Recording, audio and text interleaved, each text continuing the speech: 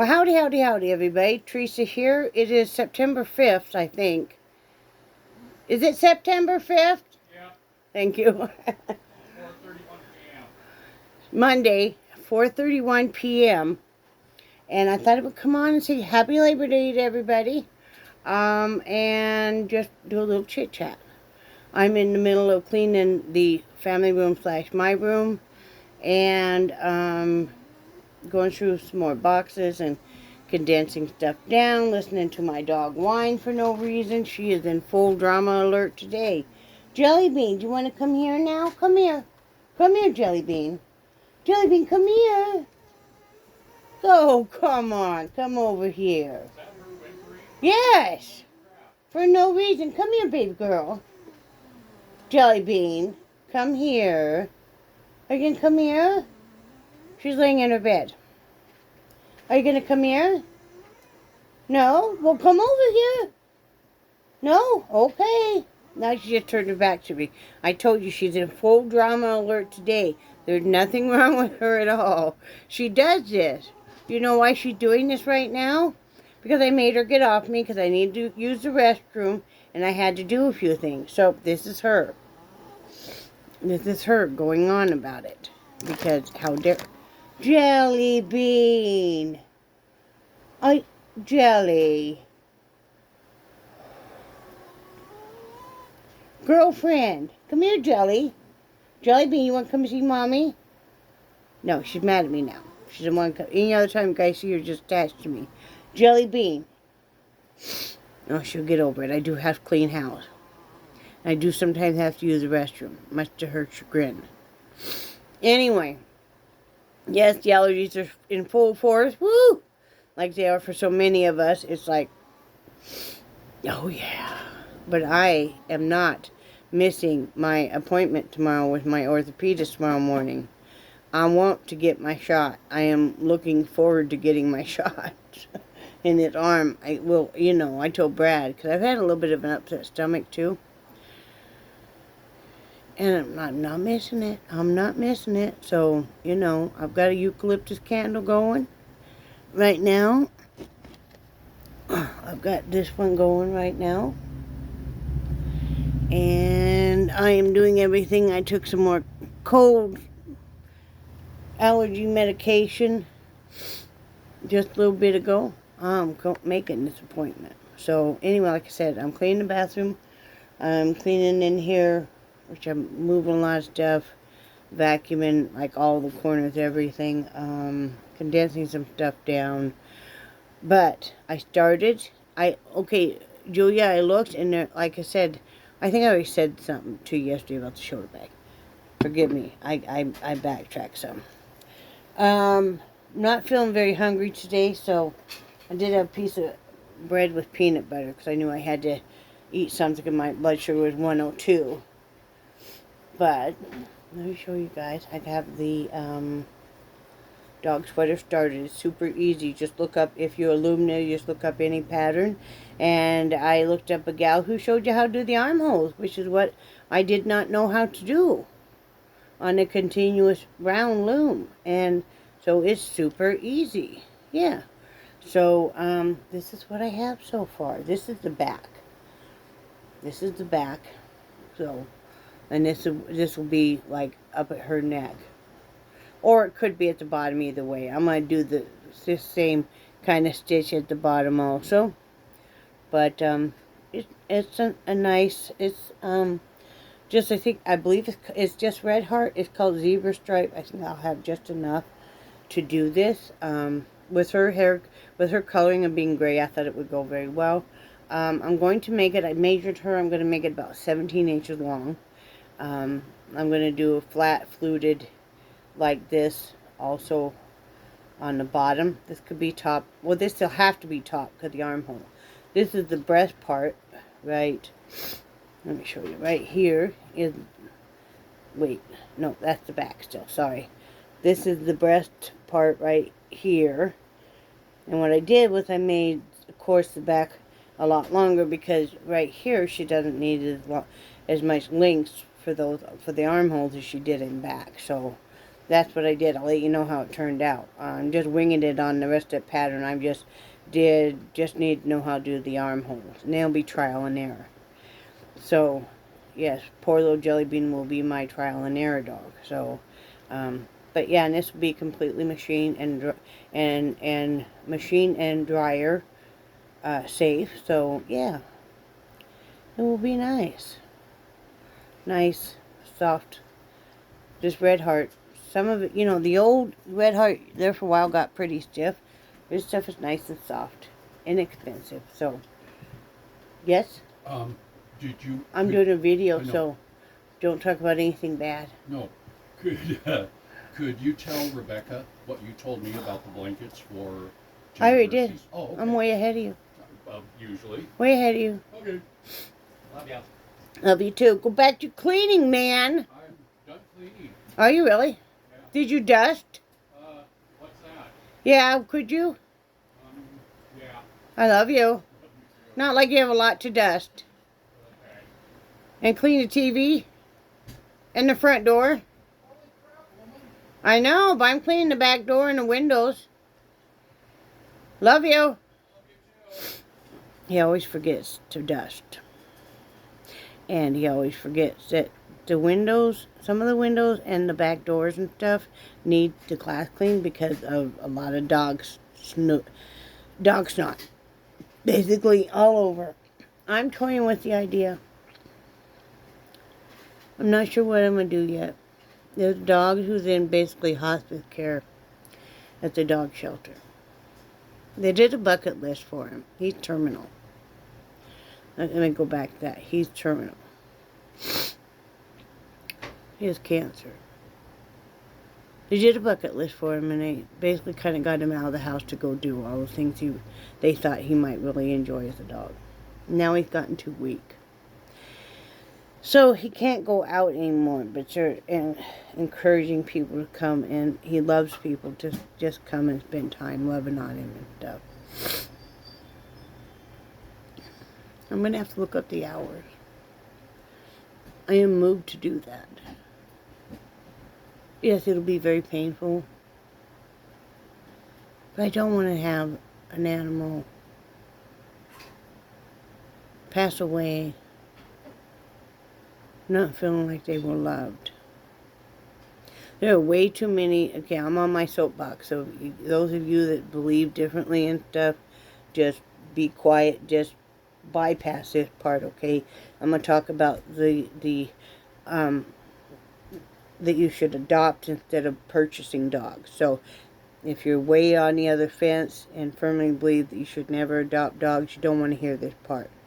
If you can respect my opinion and I can respect yours, I certainly have friends that buy dogs. I certainly have friends that buy purebreds, and I don't say anything to them. That's their right, okay? This is just my opinion and how I live my life.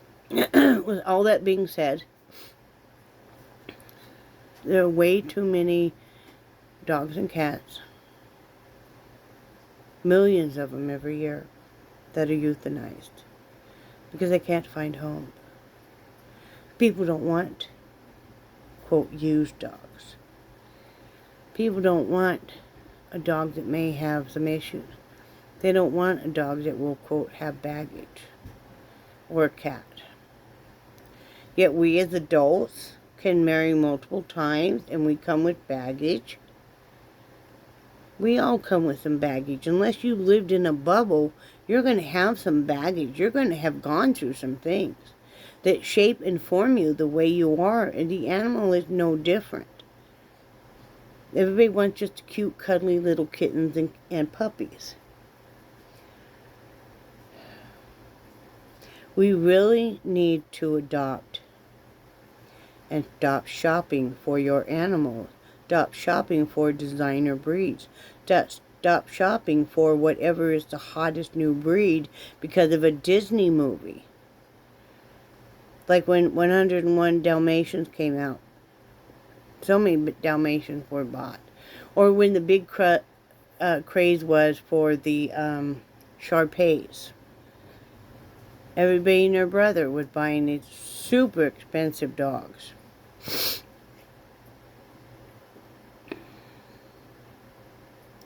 I've never bought a dog. I will tell you that. I've never bought a purebred. I will take it back. I bought one dog one time when we were first married that was a Bouvier Airedale mix with a mutt. And I think I paid $25. But I wasn't like buying from a breeder.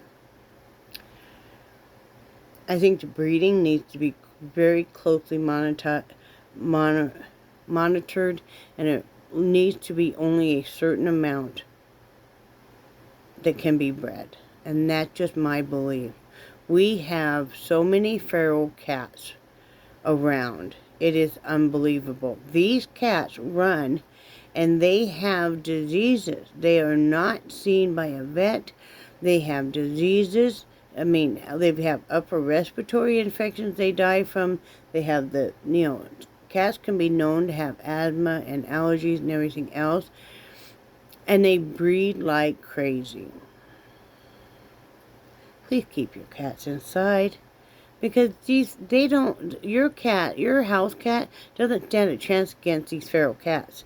These feral cats are they would have what you would call street creds. They are used to fighting for survival. And also then, you're going to wonder why your cat is knocked up. Well, I can tell you why. Basically, if you didn't neuter or spay. And you can say, well, Tracy, you have a poodle mix who's not spayed. That's right. She's always diapered. I'm always with her. The only reason she's not getting spayed is because she's old enough now that, that is a risk to her. And like I said, she's always diapered. I don't take any chances. She's never without me. Or Brad. All my other animals are spayed and neutered. Always have been. I've had one male dog who was not neutered for the same simple reason. He was used as a stud. He was a miniature dachshund. I took him when he was 14 years old. His owner took him into the vet, wanted to put him down, because he couldn't serve as a stud. Then there's me. I'll take him. Came home with him. He was too old. The vet didn't see a need to put him through that, he was going blind. He had hardly any teeth. Ended up with no teeth. He did end up blind. But he knew he was loved, and he played and played and played with our giant schnauzer. But we have got to quit being so wasteful. We have millions of dogs and cats sitting in shelters, kill shelters and no-kill shelters that have no home. They have nobody who loves them. They don't have the simple pleasure of having anybody sit and pet them. They're put in these shelters that are normally overcrowded. Why do you think they have a certain adoption days where they waive the fee or they reduce the fee? Because they're overcrowded and they're trying to stop from having to put down, especially a lot of kittens and cats.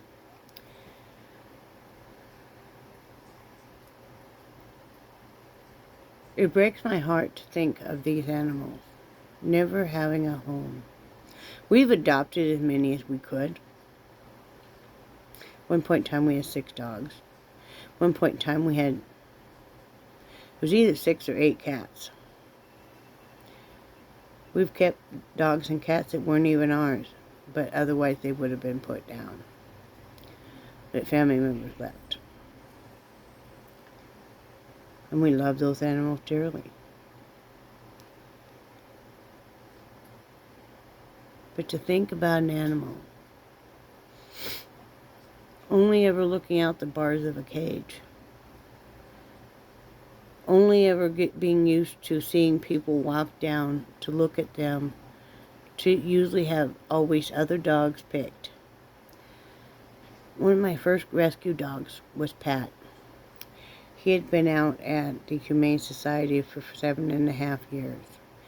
7.5 years this dog had been out at the Humane Society. He was so despondent that he just laid to the far end of his cage. He was in a bigger cage, of course. He was a big dog. Not as big as Charlie, but, you know. With his back toward everybody. I noticed him, but I couldn't see his face or anything. I was out there with my children. And, you know, we had finally bought a house and we were looking for a dog. And I was asking the gal that ran it, the director, about her recommendation for dogs. She had a number of dogs.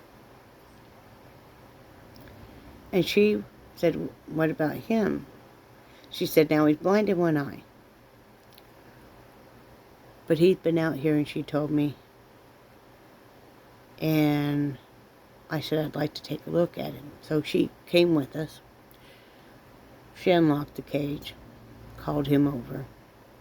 He came over just kind of real slinking, shoulders down, tail tucked between his legs, just like, okay. She lifted his chin up. I could see he was completely blind in one eye.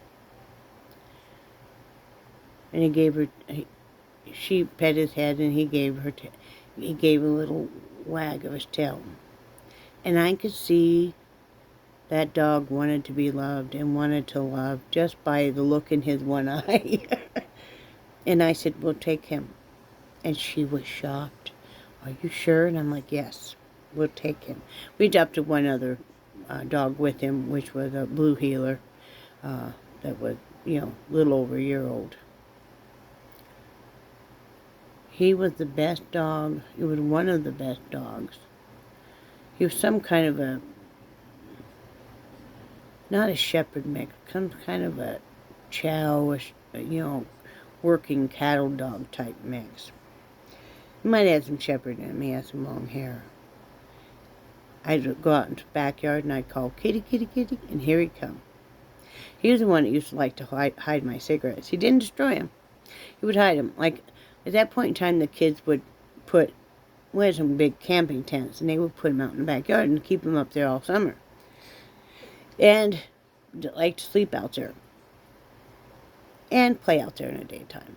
And he would hide them underneath their bedding and stuff. And I know it with him. And I'd go, kitty, what'd you do? And he'd just kind of walk off, you know. He loved Peeps. He loved to eat Peeps. He loved the water. The first time we took him out to a river, he about pulled us in. He was so excited. He loved the water. He ended up having, we thought it was epilepsy at the time. It was actually a tumor because they think he had been hit by a car. Because on the side that his eye was blind, he also had, all of his teeth were broken off. And he developed a tumor up here. So we had to go through the treating, you know, the sodium benzoate. I'm getting it wrong, but he had to be treated, medicated, go through all of that.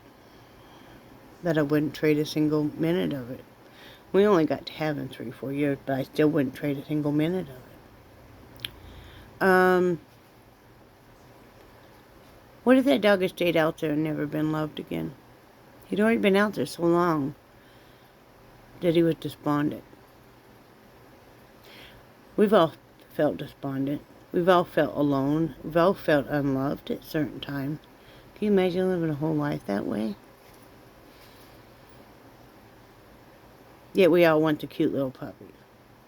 Or the cute kittens. Think about this. Those dogs and cats that are full grown, they were cute puppies and kittens. Somebody probably took them. And then when they grew up and they became a handful and stuff, they just simply got rid of them. They abandoned them, or they just took them to a shelter, or gave them to somebody who couldn't keep them. I mean, and I know you can say it's not your responsibility, and it's not. But it's society, isn't it? Isn't it? Do we just get to have the cute little puppies and kittens? What about us, the people? What about us as humans. What, we only get the cute and adorable little, you know, or do we accept people and love them as they are? As I am as a 58-year-old woman. And you can say, oh, you don't want to have a dog damaged around your kids. Okay. You can take the dog home and see how it does. It can be trained. You can take it to obedience classes. That dog Pat was the greatest dog ever with kids. You didn't have to worry about that dog ever letting anybody near those kids. He loved those kids. He was always with those kids. Charlie, super with the kids. He used to let Emma put lace collars and dress him up like a girl. He'd go running out in that backyard barking, being all bad, wearing that stuff. But he would sit there and let her do that.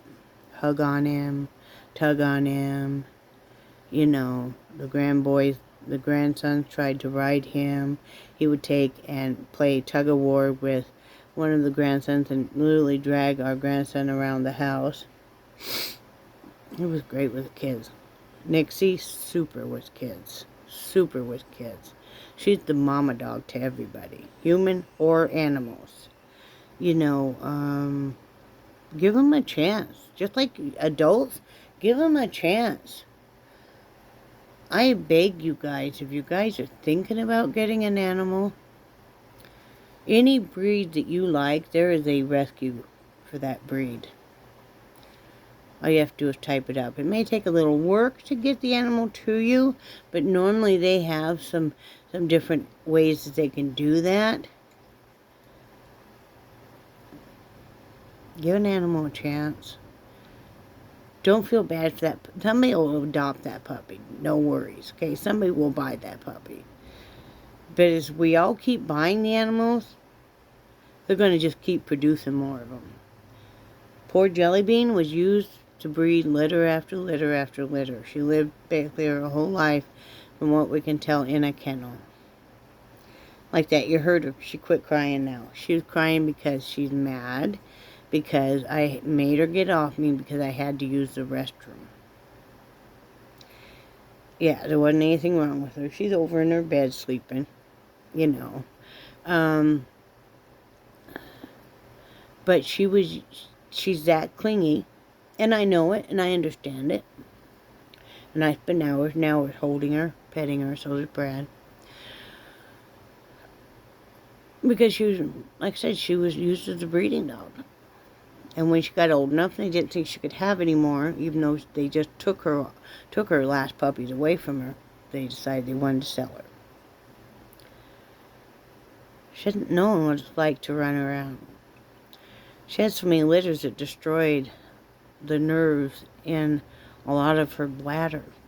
That's why she has to be diapered.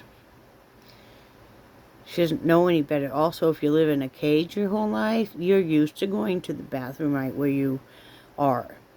Right where you lay. That's why she'll take just a couple steps off of, even if she's laying on me, and she would squat to go to the bathroom. Squat to go pee. She doesn't know any better. And when I started really getting after her, she's been abused because she really got terrified, and I couldn't. That would cause too much more emotional damage to her. So, you know, this is the best, after talking to the vet and stuff, this is the best bet. You know, you have to take them as they are. But anyway, I'm getting off my soapbox now about that. I respect everybody else's opinion on that. I do, and I get it. I do. I just have to say my viewpoint and my bit about that. Whether or not I'm going to go spend time out there. I'm going to plug in my computer real quick. Whether or not I am going to spend time out there with that dog, I have not decided yet. I want to, but then I don't, because emotionally that will be very, very hard, of course, you know. But then I also don't want the dog to not be loved on. Now, I'm going to talk to him, because there are a large number of people that have been helping take care of this dog. So it may be that that's not necessary to do, that there's already going to be enough people. And you don't want to overwhelm the dog either. Basically, when he's not feeling well, and I think they've started having to put him on some painkillers, some morphine or whatever they give dogs. So there's that. But I ask you guys that are the praying type, or if you just like to send good vibes to that dog, okay? We don't want to see him suffer. We want him to live the rest of his life comfortably, loved, happy, feeling safe and secure. There's somebody that's loving on him. I just have to know that. But I'll be talking with them tomorrow. I want to talk to them a few ideas on how to raise some money to help pay for some of those vet bills and stuff. It's on my heart heavy. I just want to make a difference. I want to make a difference in a positive way. I want animals to know they're loved and cherished and, all of that. I gotta light this. One flame goes out on these triple, then it's gonna, I'll do it later. Then it's gonna kind of, the wax kind of gonna be consumed. It'll leave where there's a lower part. So anyway, that's what I've been thinking about today. How to make a difference. You know how something's really deep on your mind and you're thinking, what can I do as a human? What can I do to help? What can I do to make a difference? That's where I'm at. See, if we all pull together, we all can make so much difference. I want to show you guys something a little bit different off subject. I've said all I've got to say about that. I don't want to get where you guys are all like, right? These are something I do use if I don't have a big candle. These are eucalyptus tea lights. They're quite nice. And what I like is, see, I have this. Actually, it's an incense cone burner, but these tea lights just fit in it. See, it burns all the way. And I even I'll kind of pop this so it's crumbly, and I'll put it right in my candle, actually, this, because see, let me get this a little bit better crumbly. I try not to waste anything, right? You can throw the wick away, see, now you just got some crumbles. You can put that right in if you have a wax tart that maybe has eucalyptus in it, or if you're burning a bigger wax candle, or I will even, once this burns down more, I will put it in there, and it'll extend the time. But I really like these because, and I'm not using the lid on this incense cone thing, but and you kind of rock it so it just fits just right. Well, this side's a little higher, but anyway, and so yeah, you can light it, use it, and it uses it all up. You don't have to worry about it. So anyway, that's an inexpensive way to do whatever your favorite scent is. But yeah, that's about all I got going on today. Not feeling much like eating, so I'm really not. Like I said, I had a piece of bread with peanut butter. Didn't want to have that, but I knew my blood sugar was low enough that I had to have something. But I had trouble last night again with the graham crackers, right? I'm not keeping any food in my room anymore. No snacks. We usually keep a few snacks in our room. I don't know why. We started that years ago because, when you had like multiple people living in the house, and you buy something and then you go to have it and it's all gone. That's why we started that. But now we don't need to do that. The all comes out. So I'm not going to. I'm not going to keep any kind of food in here at all anymore.